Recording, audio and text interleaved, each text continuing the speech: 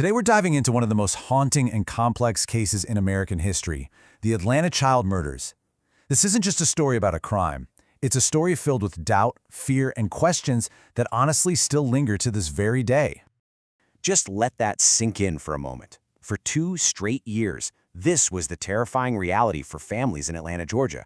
A series of horrific killings just swept through the city, pulling children, teenagers, and young adults into an absolute nightmare. So, to really get a grip on this, we're going to walk through how it all unfolded. We'll start with the very first disappearances, look at the incredibly difficult investigation, and then pinpoint the major breakthrough. After that, we'll get into the really controversial evidence, and finally, tackle the questions that still surround this case. All right, let's go all the way back to the summer of 1979. At the time, nobody in Atlanta had any idea they were on the edge of a crisis that would grip their city for 2 terrifying years. It all started with 2 boys, Edward and Alfred, their bodies found just a day apart. But, that was just the beginning. As the months went on, a horrifying pattern started to emerge. The victims were young, they were black, and they were vanishing from their own neighborhoods. By 1980, the community was screaming for help, and the media had given the crisis a name, the Atlanta child murders. The scale of this tragedy was just staggering, around 30 victims in total. Imagine seeing missing child posters everywhere you went. Curfews were put in place. The streets in Atlanta's black neighborhoods, they just grew quiet. And you can bet it was a haunting kind of quiet. So, as the number of victims kept climbing, law enforcement was under incredible pressure. But the truth is, investigators were really struggling to connect the dots. The case just didn't seem to have a clear pattern. And this is why it was so tough. There was no clean profile to work with. The victims' ages were all over the place, from little kids to adults in their 20s. The causes of death were different. Some were strangled, others stabbed, and their bodies were found in scattered locations, from rivers to deep in the woods. All of this made it almost impossible to figure out who they were even looking for.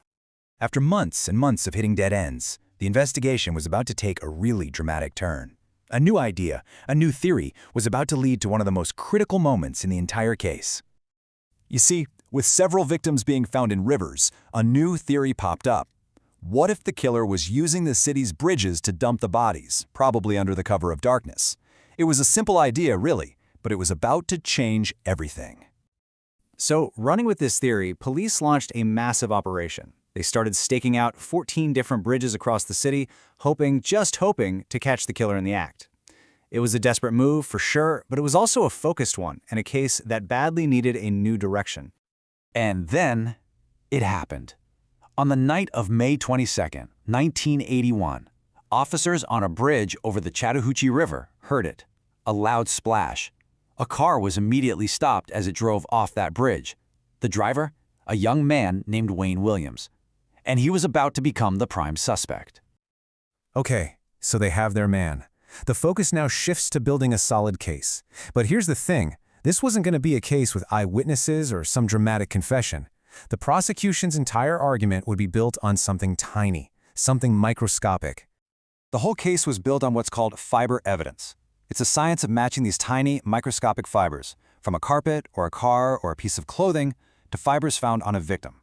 Back in the early 80s, this is pretty cutting-edge stuff, and it became the absolute foundation of the case against Wayne Williams. Now, this is a really, really important distinction to make. Officially, Wayne Williams was only charged and put on trial for the murders of 2 adults, Nathaniel Cotter and Jimmy Ray Payne. But during that trial, the prosecution brought in all this fiber evidence to link him to at least 22 of the child murders, cases he was never actually charged with. So in 1982, Wayne Williams was found guilty and sentenced to life in prison. For law enforcement, the Atlanta child murders were officially closed. But for so many people in the community, the verdict didn't bring closure. Nope, it just brought a whole new set of questions. For decades now, there's been a cloud of skepticism over this conviction. A lot of people thought Williams was a scapegoat, a convenient conclusion to calm a panicked city and protect its reputation. The reliability of the fiber evidence, which was a new science back then, was seriously questioned. And you just can't ignore the deep distrust between the black community and law enforcement, which fueled the feeling that true justice never really happened. And all these doubts, they've kept this case alive in the public consciousness for decades. For the city of Atlanta, it's like an open wound, and the search for real, definitive answers is still going on. So after Williams was convicted, the cases were all closed. But the story was far from over. Almost 40 years later, in 2019, officials in Atlanta actually announced they were going to re-examine the evidence. Now, we haven't heard any big public conclusions from that yet, but the fact that they reopened the files at all, that speaks volumes about how unresolved this whole thing still is. This whole re-examination in 2019 was really driven by one powerful hope, that modern science, especially DNA testing, could finally give the kind of certainty that just wasn't possible in the 1980s. So the big question is still out there. Can new technology finally bring answers to these families and this city after more than 4 decades?